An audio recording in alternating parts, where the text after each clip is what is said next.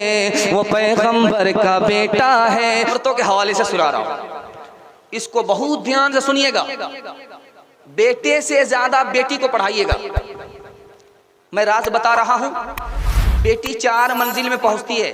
पहली मंजिल में वो बेटी है, दूसरी मंजिल में वो बीवी है, तीसरी मंजिल में वो माँ है, चौथी मंजिल में वो सास है।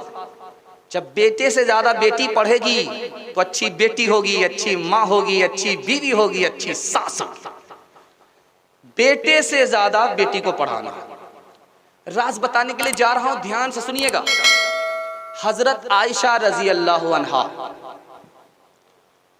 2210 हदीस ज़बानी याद करके उम्मत को पहुंचाने वाली। 2210 हदीस, 2210 हदीस ज़बानी याद करके उम्मत को पहुंचाने वाली औरत का नाम क्या है? हजरत आयशा रजी अल्लाह अन्हा।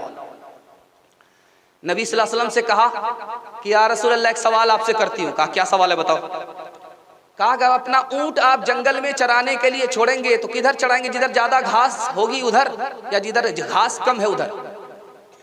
तो कहा कि जिधर घास ज्यादा होगी उधर, जिधर घास कम होगी उधर नहीं। कहा कि सब आपकी बेवा औरत है, मुतल्लका औरत है, मैं कुंवारी हूं, आपको हमसे ज्यादा मोहब्बत होनी चाहिए। दूसरा नमूना लेकर के आ रहा हूं, ध्यान सुनिएगा। सफर है नबी का, 2 बीवी सफर कर रही हैं। एक बीवी का नाम हफ्सा है रजी अल्लाह अन्हा, दूसरी बीवी का नाम आयशा है रजी अल्लाह अन्हा। दोनों में देखिए कौन कितनी ज्यादा पढ़ी लिखी है। दोनों पढ़ी लिखी हैं, दोनों हदीस को ज़बानी याद करके उम्मत को नकल करने वाली हैं। अल्लाह ने इल्म की वजह से कितनी बड़ी अक़ल अता फरमाई। हफ्सा उमर की बेटी है और आयशा अबू बकर की बेटी है। दोनों सफर कर रही हैं। नबी सल्लल्लाहु अलैहि वसल्लम जब रात में सफर करते हैं तो आयशा के ऊंट पर सफर करते हैं। जब दिन में सफर करते हैं तो हफ्सा के ऊंट पर सफर करते हैं।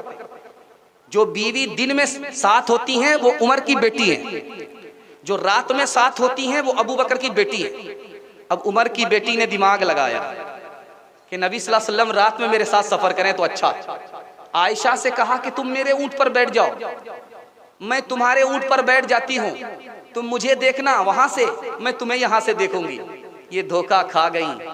नबी सल्लल्लाहु अलैहि वसल्लम का जब सफर हुआ तो हफ्सा के साथ हुआ, आयशा के साथ नहीं हुआ। आयशा सफर से महरूम हो गई। तीसरी मिसाल दे रहा हूं, ध्यान से सुनिएगा। यही मेंबर है जिसमें मैं बैठा हूं। हजरत उमर बैठे लोगों से कहा अपनी बेटी का निकाह करते हो महर ज्यादा मत बढ़ाना, वरना महर ले लूंगा बैतुल माल में जमा कर दूंगा, महर ले लूंगा बैतुल माल में जमा कर दूंगा। एक औरत खड़ी हुई, उनको कुरान का इल्म था। कहा ए उमर, आप वापिस नहीं ले सकते। कहा क्यों वापिस नहीं ले सकते? कुरान ने कहा है अगर माल का एक ढेर भी अपनी बीवी को महर में दे दो वापिस नहीं ले सकते। तो उस वक्त हजरत उमर ने कहा कि ये औरत औरत होकर के हक पर पहुंच गई, मैं मर्द होकर के खता पर पहुंच गया। चौथा नमूना ला रहा हूं, ध्यान सुनिएगा। हजरत उमर की मजलिस से औरत आई, पढ़ी लिखी औरत थी, इशारे में बात किया। इल्म वाली औरत थी, इशारे में बात किया। पर्दे की बात थी, पर्दे में किया और अपना मकसद भी पूरा कर लिया। आकर के कहा हजरत उमर से, मेरा शौहर दिन भर रोजा रखता है, रात भर नफिल नमाज पढ़ता है। हजरत उमर ने कहा बहुत अच्छा शौहर है। बगल में जो सहाबी थे कहा या अमीरुल मोमिनीन, ये औरत अपने शौहर की तारीफ नहीं कर रही, शिकायत कर रही। कहा कि वो कैसे? इसने पर्दे की बात को पर्दे में रखा कि मेरा शौहर दिन भर रोजा रखता है, रात भर नफिल नमाज पढ़ता है, खुदा का हक अदा करता है, मेरा हक अदा नहीं करता। आखिरी मिसाल दे रहा हूं, दुआ करता हूं अल्लाह आपकी बेटी को भी आयशा और फातिमा का नमूना बनाए। आमीन बोलिए, कबूलियत की घड़ी है। आखिरी नमूना ला रहा हूं, ध्यान सुनिएगा। अबू बकर चले गए सफर में तो हजरत आयशा के दादा ने कहा कि अबू बकर गए होंगे, घर में कोई माल नहीं छोड़ा, घर में कोई माल नहीं छोड़ा होगा, सब लेकर के चले गए होंगे। तो अबू बकर की बेटी अस्मा रजी अल्लाह अन्हा कितनी होशियार थी। कंकरी को झोले में बंद किया, पोटरी बनाया और दादा को जो नाबीना थे हाथ में पकड़ा दिया। अबू बकर घर को खाली छोड़ करके, खाली करके नहीं गए हैं, इतना माल दे करके गए हैं, जबकि खुदा रसूल को छोड़ करके गए थे, घर में कुछ दे करके नहीं गए थे। एक मिसाल देता हूं, पैगाम खत्म करता हूं। आपके घर में क्या होता है? एक मिसाल, बस पैगाम खत्म कर रहा हूं। ये बच्चे परेशान हो रहे, शायद इसको पेशाब ज्यादा लगा। अल्लाह का करम है ये जाग रहे, हमारा बिस्तर बचा हुआ है, वरना ये बिस्तर में गंगा बहा देते। एक मिसाल देता हूं, पैगाम खत्म कर रहा हूं, ध्यान से सुनिएगा। हमारे घर में कैसे झगड़ा होता है? सास एक जुमला बोलती है, और बहू नाचती है, गाली पर गाली, गाली पर गाली, गाली नहीं गोला का गोला बरस रहा है। सास एक ही जुमला बोलती है, सास एक ही जुमला बोली और बहू नाचती है। कसूर किसका है, बहू का है कि सास का है, ये मैं आपको दिखाने के लिए जा रहा हूं। इसको ध्यान सुनिएगा, रोज के घर का तजर्बा है, आप करके देख सकते हैं। सास बूढ़ी है, बहू जवान है, सास एक जुमला दो जुमला बोलती है और घंटों बहू गाली देती रहती है। बात क्या है, कसूर किसका है, बहू का है या सास का, मैं आपको बताने के लिए जा रहा हूं। एक है बिच्छू का डंक, एक है जबान का डंक।